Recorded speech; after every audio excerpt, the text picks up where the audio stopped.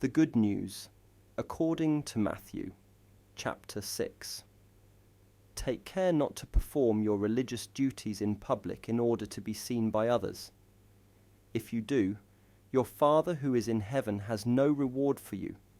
Therefore, when you do acts of charity, do not have a trumpet blown in front of you, as hypocrites do in the synagogues and in the streets, so that people will praise them. There, I tell you, is their reward. But when you do acts of charity, do not let your left hand know what your right hand is doing, so that your charity may be secret. And your Father, who sees what is in secret, will reward you.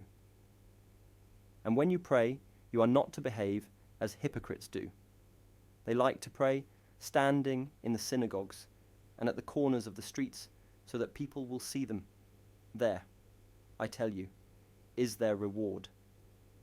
But when one of you prays, they should go into their own room, shut the door, and pray to their Father who dwells in secret, and their Father who sees what is secret will reward them.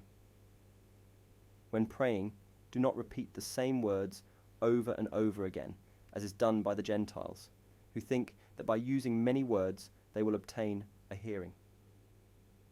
Do not imitate them, for God, your Father, knows what you need before you ask him. You, therefore, should pray like this: Our Father, who is in heaven, may your name be held holy, your kingdom come, your will be done, on earth as in heaven. Give us today the bread that we will need, and forgive us our wrongdoings, as we have forgiven those who have wronged us, and take us not into temptation, but deliver us from evil. For if you forgive others their offences, your heavenly Father will forgive you also. But if you do not forgive others their offences, not even your Father will forgive your offences. And when you fast, do not put on gloomy looks, as hypocrites do, who disfigure their faces so that they may be seen by people to be fasting. That, I tell you, is their reward. But when one of you fasts, they should anoint their head and wash their face, so that they may not be seen by people to be fasting, but by their Father who dwells in secret, and their Father who sees what is secret will reward them. Do not store up treasures for yourselves on earth, where moth and rust destroy, and where thieves break in and steal, but store up treasures for yourselves in heaven, where neither moth nor rust destroys, and where thieves do not break in or steal. For where your treasure is, there will your heart be also. The lamp of the body is the eye. If your eye is unclouded, your whole body will be lit up. But if your eye is diseased, your whole body will be darkened. And if the inner light is darkness, how intense must that darkness be? No one can serve two masters, for either they will hate one and love the other, or else they will attach themselves to one and despise the other. You cannot serve both God and money. This is why I say to you, do not be anxious about your life, what you can get to eat or drink, or about your body, what you can get to wear. Is not life more than food, and the body more than clothing? Look at the wild birds.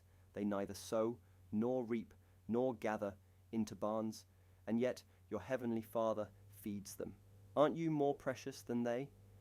But which of you, by being anxious, can prolong their life a single moment? And why be anxious about clothing? Study the wild lilies and how they grow. They neither toil nor spin. Yet I tell you that even Solomon in all his splendor was not robed like one of these. If God so clothes even the grass of the field, which is living today and tomorrow will be thrown into the oven, won't he much more clothe you, you of little faith? Do not then ask anxiously, what can we get to eat? or what can we get to drink, or what can we get to wear?